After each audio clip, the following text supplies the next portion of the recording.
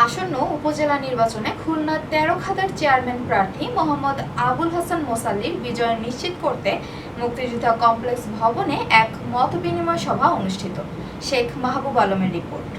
আসন্ন উপজেলা পরিষদ নির্বাচনে চেয়ারম্যান প্রার্থী মোহাম্মদ আবুল হাসান মোসাল্লির বিজয় নিশ্চিত করতে গেল শুক্রবার ১৩ খাতা উপজেলার মুক্তিযোদ্ধা কমপ্লেক্স ভবনে এক মতবিনিময় সভা ও লিফলেট বিতরণ করা হয়। অ্যাডভোকেট আহমেদুল্লাহ পিলুর সভাপতিত্বে অনুষ্ঠিত সভায় প্রধান অতিথির বক্তৃতা করেন অবসরপ্রাপ্ত অতিরিক্ত সচিব মোহাম্মদ গাউস।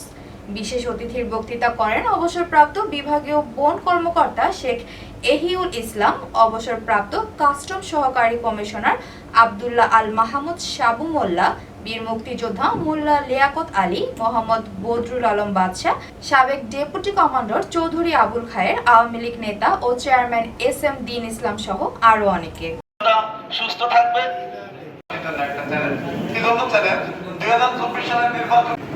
জনাব আহমদুল্লাহ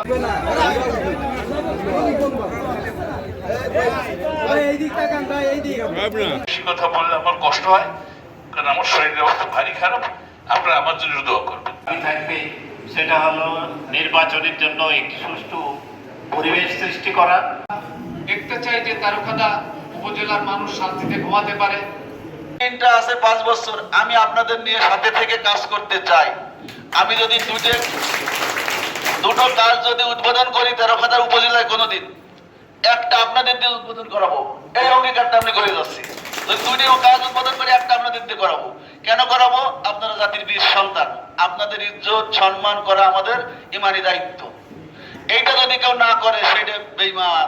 যে উপস্থিত সম্মানিত মুক্তিযোদ্ধারা আছেন, মুক্তিযুদ্ধ প্রজন্মের লোকজন আছেন এবং বাকি যারা এখানে উপস্থিত আছেন, আমাদের এলিট শ্রেণী এই তেরোখাদার, এই সুশীল সমাজের এই ব্যক্তিবর্গ, তারাও চায় এই হাসান মুসাল্লির অবস্থান শক্তিশালী এবং কাস্টিং ভোটের 80% ভোট পাবে ইনশাআল্লাহ।